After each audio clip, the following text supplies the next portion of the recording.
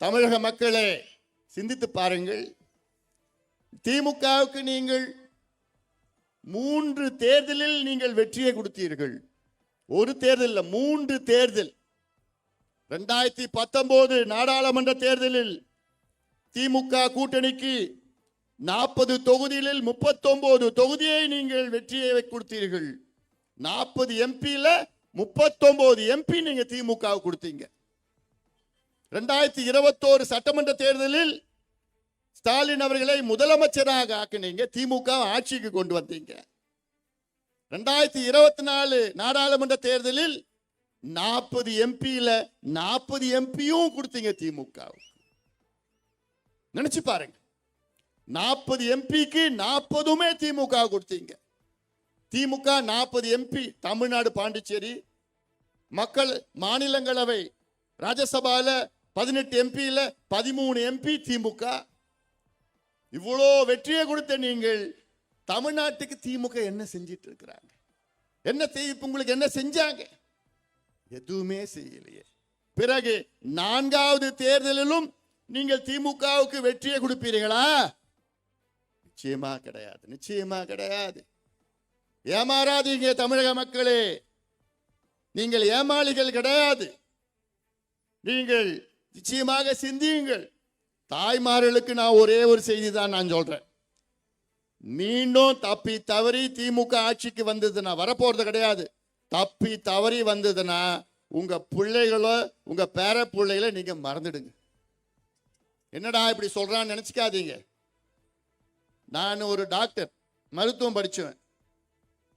நான் முன்னாள் மத்திய சுகாதாரத்துறை அமைச்சராக 5 ஆண்டு காலம் இந்தியாவுக்கே மருத்துவத்துறையில நான் பணியாற்றினேன். இன்னைக்கு நான் சொல்றேன், தமிழ்நாட்டில் உள்ள ஒவ்வொரு இளைஞனும் என்ன மனநிலையில் இருக்கிறான் தெரியுமா? உங்க புள்ள உங்க பேர பசங்களாம் இன்னைக்கு கஞ்சா எங்க கிடைக்குது, போதை மாத்திரை எங்க கிடைக்குது, போதை பவுடர் எங்க கிடைக்குது, போதை ஊசி எங்க கிடைக்குது, போதை சாக்லேட் எங்க கிடைக்குது, போதை எண்ணெய் எங்க கிடைக்குது, எல்லாமே தெரிஞ்சு வச்சிட்டு இருக்கானுங்க. ஏன்னா ரொம்ப தூரம்லாம் போக தேவையில்லை. உங்க வீட்டு பக்கத்துல, உங்க வீட்டு பக்கத்து தெருவுல, அந்த முட்டு சந்துல, அந்த கடையில, பொட்டி கடையில, ஸ்கூல் எதிர்க்க, காலேஜ் எதிர்க்க, எல்லா தெருவுலும் கிடைக்குது. கலைஞர் 3 தலைமுறைகளை நாசப்படுத்தினார் சாராய கடையை திறந்து. ஆனா எல்லாத்துக்கும் சேர்த்து இப்ப இருக்கிற முதலமைச்சர் ஸ்டாலின் அவர்கள் அடுத்த 2-3 தலைமுறைகளை இன்னைக்கே முடிச்சிட்டார். மீண்டும் திமுக ஆட்சிக்கு வந்தா, நான் மறுபடியும் சொல்றேம்மா, குடிச்சிட்டு வந்தா நாத்தனிக்கும் உங்க வீட்டுல தெரியும், குடிச்சிட்டு வந்திருக்கிறான். ஆனா போதை ஊசி போட்டு, போதை மாத்திரை சாப்பிட்டு, போதை பவுடரை பயன்படுத்தினா உங்களுக்கு தெரியவே தெரியாது. நேரா வருவான், சாதாரணமா வருவான், சாப்பிடுவான், படுப்பான், தூங்குவான், வெளியில போவான். நான் ஏன் டாக்டரா நான் சொல்றேன், உங்களுக்கு தெரியறதுக்கு 1 வருஷம் ஆயிடும். 1 வருஷத்துக்கு அப்புறம் அவன் இப்படி ஆயிடுவான், முடிஞ்சு போச்சு, அவன் வாழ்க்கை முடிஞ்சு போச்சு. ஒண்ணுமே முடியாது, ஒண்ணுமே பண்ண முடியாது, அவனை மீட்டெடுக்கவே முடியாது. அதனால்தான் நான் சொல்றேன், ஒவ்வொருவரும் நீங்க, ஏன்னா இந்தியாவிலே அதிக போதை பொருட்கள் விற்கின்ற மாநிலம் தமிழ்நாடு. இந்தியாவிலே ஒரு காலத்துல பஞ்சாப்ல தான் அதிகமா வித்தானுங்க, ஆனா இன்னைக்கு தமிழ்நாட்டில் விற்கிறாங்க. யாரு? திமுக. திமுக காரன் தான் விற்கிறான், திமுக காரன் தான் உடந்தையா இருக்கிறான். என்னால எவ்வளோ உதாரணம் என்னால சொல்ல முடியும். முதலமைச்சர் கிட்ட தான் காவல்துறை வருது, ஆனா முதலமைச்சர் என்ன நடக்குதுன்னே அவருக்கு தெரியாது. தமிழ்நாட்டு காவல்துறை நல்ல திறமையானவங்க, ஆனா அவங்களுக்கு சுதந்திரம் கிடையாது. சுதந்திரமா செயல்பட விட்டா மிக சிறப்பா செயல்படுவாங்க. யாராவது கஞ்சா விற்கிறவங்க காவல்துறை பிடிச்சாங்கன்னா உடனே போன் வரும், யோ அது நம்மாலியா, விட்டுடுயா. அவன் என்ன பண்ணுவான், எதுக்கு நம்ம வேலையை விட்டுட்டு போவோம். இதான் நடக்குது. கஞ்சா வந்து பார்த்தீங்கன்னா இருக்கிறதுலே அது கொஞ்சம் கம்மி போதை, அதை விட மோசமான போதை மாத்திரை, மருந்து, ஊசி, பவுடர் எல்லாம் வித்துட்டு இருக்கிறாங்க. அதனால தான் நான் சொல்றேம்மா, திமுக மறுபடியும் வந்துட்டாங்கன்னா உன் பிள்ளைய மறந்துடு, உன் பேர பிள்ளைங்களை மறந்துடு. நான் ஒரு டாக்டரா சொல்றேன், முன்னாள் அமைச்சரா நான் சொல்றேன், நடக்கிற விஷயத்தை நான் சொல்றேன். எனக்கு நல்லா தெரியும் அங்கங்க என்ன நடக்குதுன்னு சொல்லிட்டு.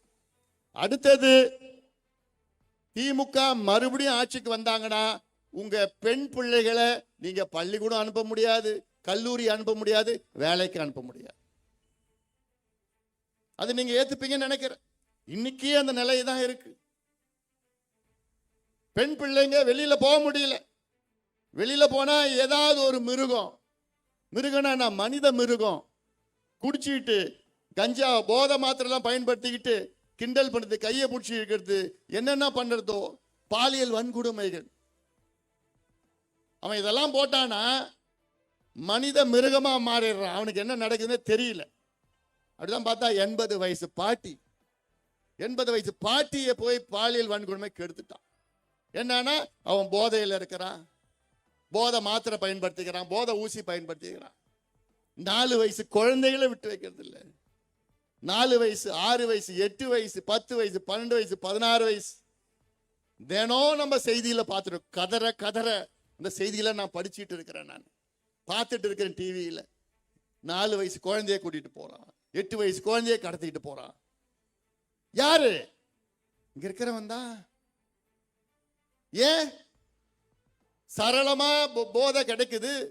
என்கிட்ட ஆட்சியை 6 மாசம் நான் கேட்கிறேன், 6 மாசம் ஆட்சியை விட்டீங்கன்னா 6 நாள்ல என்னால இந்த போதையை ஒழிக்க முடியும். தமிழ்நாட்டில் இருந்து 6 நாள் தான் என்னால ஒழிக்க முடியும். அதுக்கு மனசு வேணும், தைரியம் வேணும்.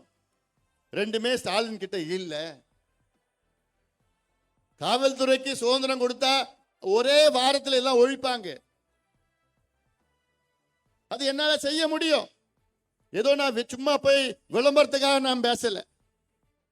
உங்க பிள்ளைகள் எதிர்காலத்தை கருதிதான் நான் பேசுறேன். நான் எல்லாம் நீங்கள் சிந்திக்க வேண்டும்.